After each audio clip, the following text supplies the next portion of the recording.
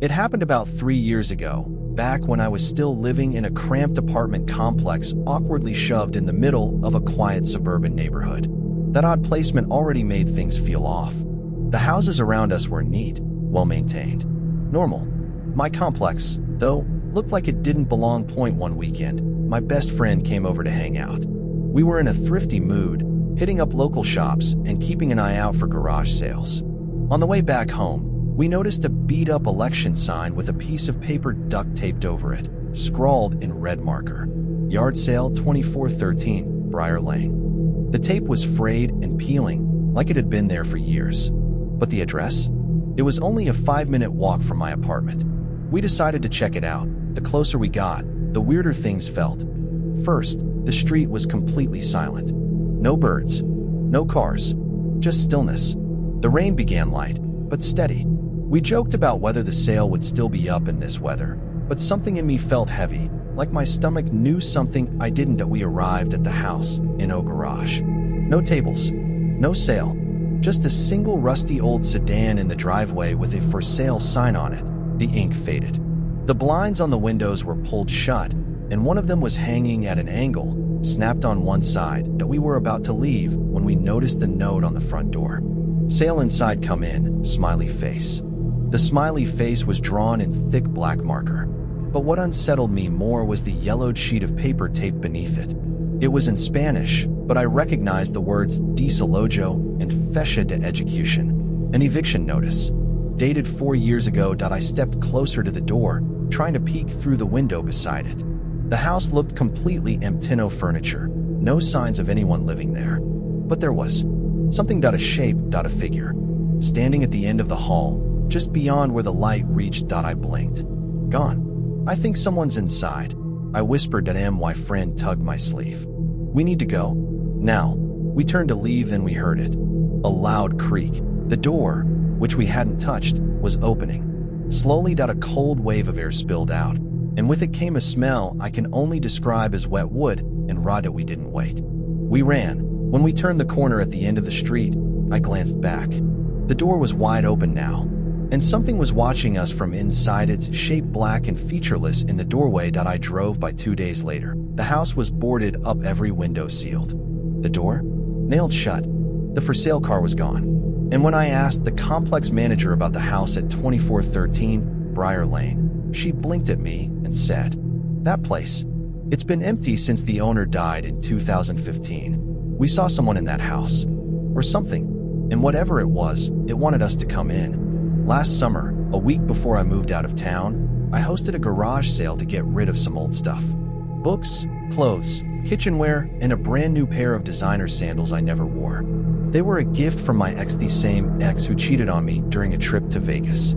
I just wanted them gone. They were worth $300, but I listed them $4.5. Around 10 a.m., a woman walked up to the table. Middle-aged, short hair, dull, sunken eyes. She stared at the sandals like she recognized them. I smiled and mentioned they were only $5. She didn't smile back. Instead, she whispered, "I'll give you 2. I chuckled awkwardly. "Sorry, firm price." "They're new." Her face twitched. She didn't blink. "They're mine," she said, almost inaudibly. I thought maybe she was joking, but her expression was stiff. She repeated it louder. "They're mine." She suddenly started yelling, her voice rising in some foreign language I didn't understand, guttural and fast, like a chant. People in the yard turned to look. She slammed her fists on the table, making everything shake, then stormed off toward the street. I thought it was over. But 5 minutes later, she came back with a man. He was massive, but wrong. Too tall, too thin, like his limbs bent where they shouldn't. His face was blank, like he had no features, just smooth skin and deep shadow where his eyes should be. The woman pointed at me. "She has them," she hissed. The man took a step forward. I backed away, clutching the sandals to my chest. "You need to leave," I shouted. They kept coming. I was frozen until a neighbor ran over and stepped between us. "Phone out, recording." "Leave her alone," she yelled. The moment the phone came up, both of them stopped like statues. Then they turned and walked away. Not ran. Floated. Backward. Without turning. I didn't sleep that night. The next day, I found muddy footprints in my backyard. Small ones. and a pair of larger ones. They stopped right under my window. I threw the sandals away. But they came back. 2 days later, they were on my kitchen table wet, like they had just been worn in a storm. I live in an apartment now. No more garage sales, but every now and then, I wake up to find the sandals at the foot of my bed, and sometimes I hear soft whispering in the dark. They're mine. I had been planning my garage sale for weeks.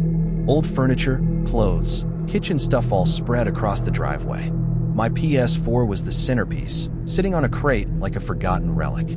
I wasn't sure I even wanted to sell it, but I figured if someone offered a high enough price, I'd let it go. People came and went all morning. One woman stood out. She was dressed like she didn't belong at a yard sale. A wide sun hat covered most of her face, and oversized sunglasses hid her eyes. She hovered near the PS4, asking in a monotone voice if it still worked. I said yes. She didn't respond, just stared. Eventually, she offered me $10. I laughed nervously. Sorry, it's not going for that low. She didn't move, didn't blink, just whispered, "You'll give it to me later." Then she turned and walked off slowly, like she was gliding. I tried to shake it off, told myself she was just a weirdo. But I couldn't ignore how uneasy I felt. The sale ended around 5 p.m. I packed everything up and brought the PS4 back inside at 2:47 a.m. I woke up to the sound of plastic shifting. I sat up. My room was pitch black, but I could hear a faint click, click, click. The sound a PS4 controller makes when someone moves the thumbstick. The console was on, but I hadn't turned it on. I got out of bed, heart thudding. The TV screen was static, just snow. I unplugged everything. Told myself it was just a glitch. Maybe a power surge. The next night, it happened again. This time, the sound woke me up at exactly 2:47 a.m. I didn't unplug it. I just sat up and watched. The PS4 was glowing faintly. The controller was moving in its own.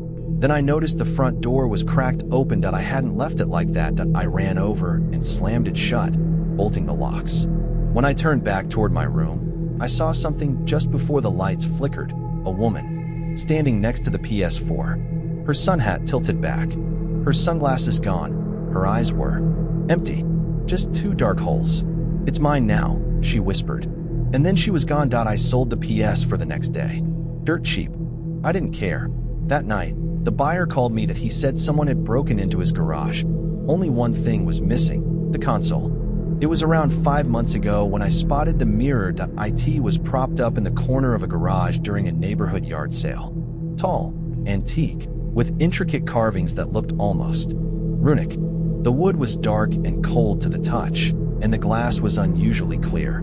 Too clear. The kind of clarity that made your reflection feel separate from you, like it could blink when you didn't. The old man running the sale said I could have it for free, as long as I took it that day. I should have known something was wrong. That night, I left the mirror leaning against the wall in my bedroom. Around 3 a.m., I woke up in a cold sweat and saw something impossible. My reflection was still moving. It tilted its head slowly. As if studying Muhile, I lay frozen in bed. I didn't sleep. I moved the mirror to the hallway the next morning.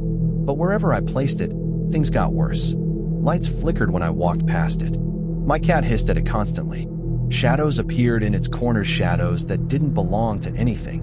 And then came the scratching, soft at first, from behind the glass, then more distinct, like nails. Trying to get out. I started covering the mirror with a blanket every night. Every morning, the blanket would be on the floor neatly folded. I lived alone. One night, I tried to record it. I set up my phone camera and went to bed at 2:33 a.m. I woke up again, not from a sound, from a feeling, like someone was breathing just inches from my face. I turned on the light. The mirror was at the foot of my bed. I never moved it there. When I checked the recording, the footage showed the mirror slowly sliding across the hallway in its own toward my door. At one point, the video glitched out completely, replaced by a single frame of something standing behind me, something tall, thin, with no face. I smashed the mirror the next day, but now, I see it again. In reflections that aren't mine, shop windows, the back of a spoon, even blacked out TV screens. Always the same figure, tall, watching, still, and sometimes, I hear it whispering, from behind the glass, "You broke the mirror." Now I'm free. It happened just a few months before COVID hit. My wife and I were out in California, hunting for estate sales like we often did. One Saturday morning, we followed a series of handwritten signs that led us to a crumbling house in a forgotten corner of town. Dead grass, cracked driveway, and windows that looked like they hadn't been opened in decades. That it wasn't the kind of place you expected to find anything worth buying. But we went in anyway. The living room was bare, dusty. A woman near the entrance nodded silently as we walked past her. Her skin was pale, her eyes distant. I assumed she was family. I wandered toward the back of the house, while my wife stayed near the front. That's when I found the room. It was filled with Christmas decorations, but not your usual cheery stuff. The ornaments were old Victorian era, maybe older. Faded Santas with hollow eyes, angels with broken wings, garlands made of thin wire, and old teeth. 5 tables in total, each covered in neat rows of ornaments. The lighting in the room was dim, but one table had a single red bulb flickering above it. That's where I saw the bells. Dozens of tiny red bells, arranged in a perfect spiral. I leaned in to get a closer look in. One of them rang. I hadn't touched it. Then another rang, and another. Suddenly, all the bells began to shake violently, but nothing else in the room moved. Not the garlands, not the other ornaments. Just the bells. I backed away, breath catching in my throat. That's when I heard a voice behind me. She only rings them for those who stay too long. I turned. An elderly woman stood in the doorway, wearing a tattered red sweater. Her face was strange, blurry, like smoke trapped behind glass. She smiled without showing teeth. She liked her collection, wouldn't even let us pack them when they took her. I tried to respond, but my voice caught. I looked back at the bells. They had stopped. When I turned around again, she was gone. I left that room fast, found my wife, and told her we were leaving at the front. I asked the cashier about the woman in red. The girl blinked. "No one else is here but you and your wife," she said. She showed me a photo. The woman from the back room, dead. 2 years ago, her name was Eleanor. They found her in that very room, surrounded by those same red bells. That night, I woke to the sound of bells ringing, soft at first, then louder, closer. I sat up, drenched in sweat. There, on my nightstand, sat one of the red bells. I never brought anything home. I never bought a thing. But one followed me anyway, and every night since. It rings.